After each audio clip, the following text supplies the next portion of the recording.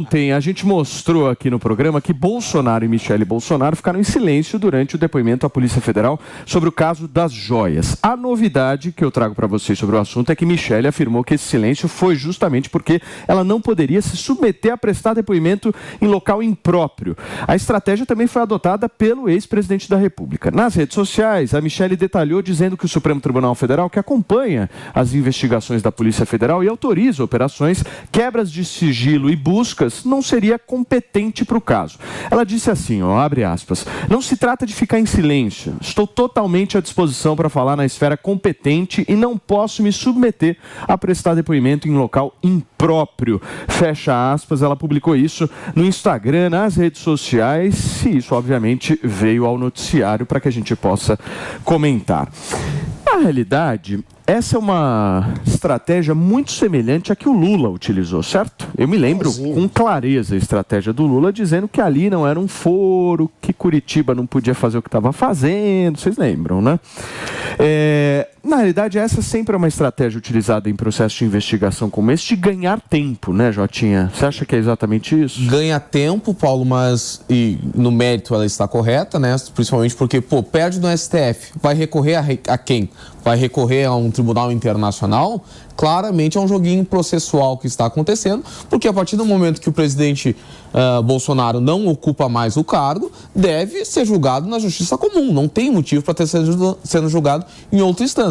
Porém, Paulo, sob um ponto de vista político, eu acho isso muito prejudicial, não somente por estar sendo utilizada a mesma estratégia que foi utilizada pelo ex-presidente Lula, que foi criticada pelos bolsonaristas, mas também porque não está atacando o mérito da questão.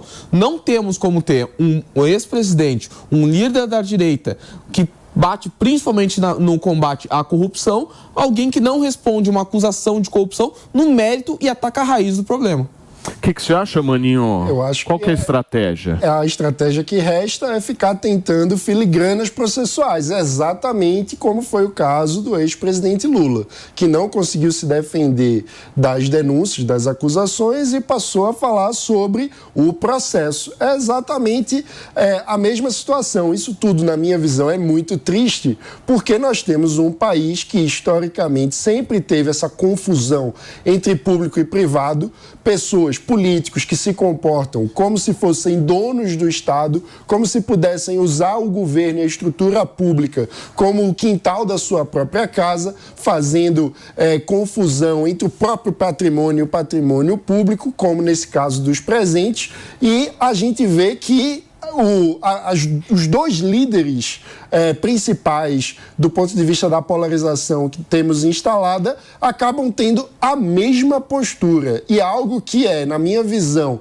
uma das raízes dos grandes problemas da forma como a política brasileira e o Estado brasileiro funcionam, que é o nosso patrimonialismo, acaba sem uma liderança que se oponha de forma clara, contundente e assertiva a esse mal. Olha só, gente, já o advogado da família Bolsonaro, Frederico Wassef, chegou, inclusive, a prestar o depoimento na sede da Polícia Federal, só que aqui em São Paulo. Ele negou que mudou de versão sobre a compra de relógio.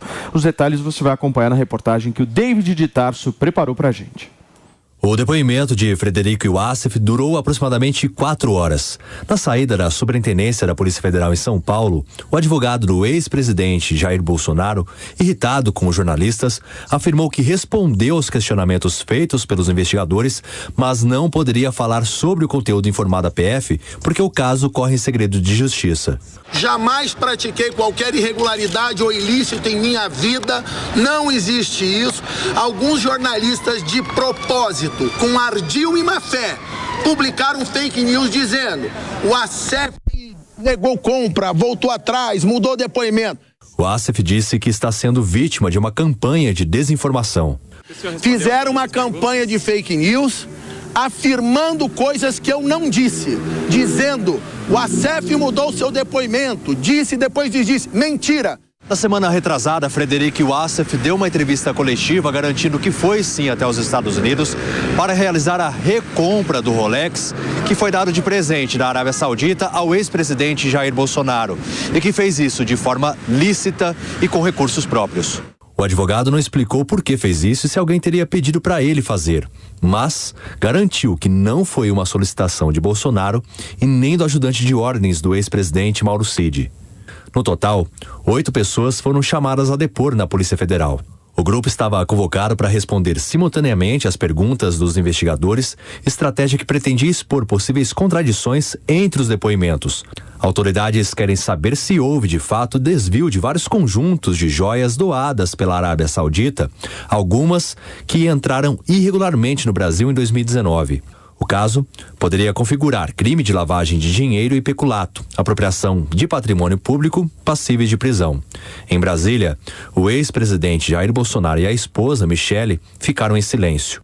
Há 2 semanas, o ministro Alexandre de Moraes, do Supremo Tribunal Federal, autorizou a quebra de sigilo bancário do casal para investigar possíveis movimentações de dinheiro relacionadas com o caso.